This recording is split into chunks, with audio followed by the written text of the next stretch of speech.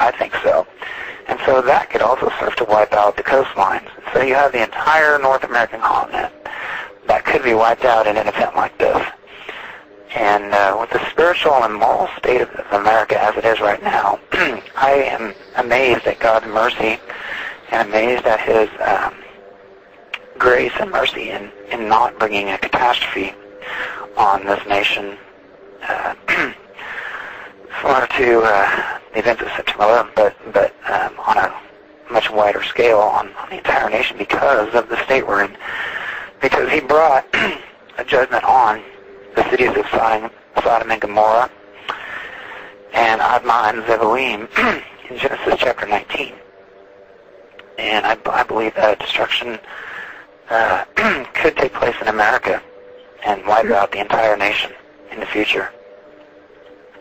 Yes, I hear that often, and I deal with a crime called organized stalking, and it's a very covert harassment, and many people, not only here in the United States but worldwide, are being persecuted for many different reasons, a lot of religious persecution, and we believe the New World Order is rising, and this sort of ties in with what you're talking about in your book, the final global catastrophe, but the current ones as well. Mm-hmm. So my feeling is the United States is really being destroyed on every level, economically, financially. Yeah, intentionally. Our structure is being attacked.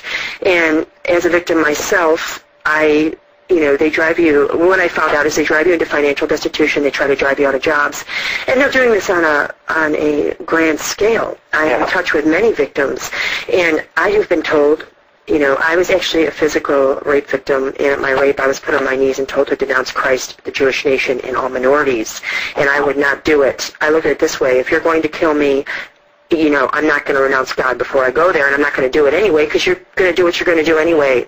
So praise God. Praise God is right. Yes. So I'm still alive, and more than once I've actually suffered through a rape and a gang rape, and I've had to move, and I was raised in a Lutheran church that does support Israel, Zion Lutheran, and I believe in God the Father and Jesus Christ, and this is a big no-no with these people. So what we have called these people are foot soldiers of the devil. Yep. And while I'm interviewing you today, last week I interviewed a woman who was born into a normal family. However, the sheriff took her away and placed her as a child in a satanic family. She broke free, started a organization with Eric Clapton and Carlos Santana to uncover what was happening with the Satanists in this country. And in her interview, she said they are infiltrating every area of our government, and they have since the days of World War II. She said World War II never ended. When we brought the Nazi scientists over here, the Satanism and the Nazis spread. And she said that these are the foot soldiers of the devil. She said, like Christ's disciples went out, and he said, teach all nations. And good things, She said these are the disciples, devil's disciples. So I see this on a grand scale, and I see us being taken down because many good people that I'm in touch with a lot of targets, they are so heavily persecuted, they can't get jobs anymore. A lot of them do have Christian background, Jewish background, and I have been contacted by people with Islamic background. And I interviewed somebody today, he's going to be on next week, who said, the Antichrist is rising, and he's doing it through all of this, and he's going to take all the religions and turn them against each other because he has to come into power, but through other catastrophes. So I found your book interesting because you do get into it, and you lead up to what's happening. And you mentioned the birth pains leading up to this catastrophe. Right. So the global food crisis, and I'm sure will be rationed soon, food rationing, and the other catastrophes. So the fifth seal is the persecution of the Christians. Is that correct? The fifth, yes. Yes, and I'm seeing a high level of that now. Absolutely. Yes, I am, and organized stalking victims are, I think, main targets. Many of these victims have come forward because they project voices at night with all kinds of voice-to-skull communication and microwave hearing, a lot of deception, and they do it sometimes while you're asleep. So when you wake up in the morning, you're depressed, Well, I've caught on to these technologies and these voices, and other victims that I talked to and interviewed have caught on to it too. And a lot of us we know what it is and what's coming. But some people get up in the morning and they don't realize that this has happened, and they go out and they commit suicide or homicide, like Michael Murray, who opened fire in the churches in Colorado last December. Right. Yes. So this sort of, everything that you are saying and all this biblical prophecy really ties in, I believe, to what's happening.